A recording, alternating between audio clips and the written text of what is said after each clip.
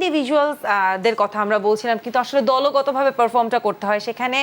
এখানে যদি আমরা ইন্ডিভিজুয়ালের পারফরমেন্স ধরে বলি যে কানাডা কিংবা আমেরিকানরা ভালো করছেন, যেখানে পাকিস্তান কিংবা ইন্ডিয়ার মতো দলে কিংবা বাংলাদেশের দলে কিন্তু আরো অভিজ্ঞ খেলোয়াড়রা রয়েছেন, তারা কেন তাদের জায়গা থেকে আসলে ধরে খেলতে পারছে না? সেখানে কি জাদু পেয়েছেন আমেরিকা বা কানাডা যে তারা এতটা দারুণ পারফরমেন্স দিয়ে খেলছে, যেটা আমরা গতকালকে আমেরিকার পারফরমেন্স যদি দেখি পাকিস্তানের বিরুদ্ধে, নিঃসন্দেহে তারা কিন্তু ভালো খেলে জিতেছে, পাকিস্তানকে হারিয়েছে তারা। অ্যাবসলিউটলি, খুবই প্রফেশনাল, খুবই ক্লিনিক্যাল প্রত্যেকটা প্লেয়ার। এরা ব্যাটিং, বোলিং, ফিল্ডিং সব কিছু অসাধারণ। এবং যে প্লেয়ার যে রোলে যে অর্ডারে ব্যাটিং করেছে কিংবা বোলিং করেছে, আমার মনে হয় যে কেউ বলবে না যে এরা ফর দ্য ফার্স্ট টাইম এই বড় স্টেজে খেলছে। মোনাঙ্ক প্যাটেল বলি, নেটওয়ালকার বলি, তারপর গাউস বলি, তারপরে অ্যারন জোন্স বলি। অ্যারন জোন্সের তার স্ট্রাইক রেট ছিল 100, জাস্ট অ্যাবাভ 100, বাট সাডেনলি তার স্ট্রাইক রেট, কমেন্টেটর বলছিল যে they confuse with Aaron Jones performance. প্রত্যেকটা প্লেয়ারদের অবভিয়াসলি একটা ডিটারমিনেশন, বাড়তি ডিটারমিনেশন, কনসিস্টেন্সি দেখিয়ে দিয়েছেন প্রথম ম্যাচ এবং দ্বিতীয় ম্যাচে। এবং আমার মনে হয় যে ফিজিক্যাল ফিটনেস একটা আর চ্যালেঞ্জ হিসাবে দেখেছে, নিয়েছে এই বড় স্টেজে, কখন আবার আসবে না আসবে। অ্যান্ড আমার মনে হয় সব কিছু মিলিয়ে তাদের টিম বন্ডিংটা ভালো ছিল। It's a team game at the end of the day, এবং সেটাই তারা করেছে, যে ফিল্ডিং তারা করেছে।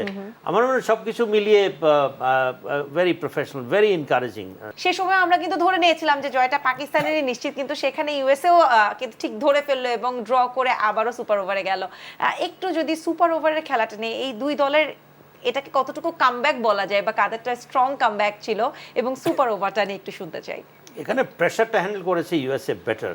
পাকিস্তান এত সিজনড টিম, হারিস শ্রফ যে বোলিং করেছে ফার্স্ট ইসেতে, এবং পরবর্তীতে মোহাম্মদ আমের, এখানেই বোঝা যাচ্ছিল that I mean they just could not handle the pressure. USA অপরদিকে তাদের খেলার দেখেই বোঝা যাচ্ছিল that they are calm. Even 159 run chase করতে গিয়ে একটা উইকেট পড়ার পরে মোনাঙ্ক প্যাটেল এবং গাউস যেভাবে ব্যাটিং করলো, they were so cool and so professional, so মানে এফার্টলেস ব্যাটিং যেটা বলে। আই মিন আমার মনে হয় না কেউ বলবে না যে এরা প্রফেশনাল সাইড না, এক্সপিরিয়েন্স সাইড না, they played so matured cricket. তো আমার মনে হয় যে Pakistan at the end of the day they lost because they couldn't handle the pressure.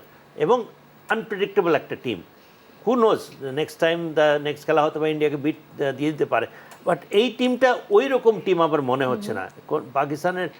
আমরা বিগত দিনগুলোতে যদি বলি প্রথম ম্যাচ হারার পরে, না Pakistan can come back, you never know about this team. But এই বেলায় আমার কেন জানি মনে হচ্ছে পাকিস্তান টিমটা ওই ধরনের টিম না যেটা কিনা can you know like for instance beat India. আগের দলগুলা ঠিক আছে, হারার পরেও মনে হতো যে না পাকিস্তান ইজ কেপেবল, বাট এই দলটা আমার কাছে কেন জানি মনে হচ্ছে দে নট কেপেবল অফ। এই যে হারলো ইউএসএর এগেনস্টে, সম্ভাবনা খুব কম। Even they are known as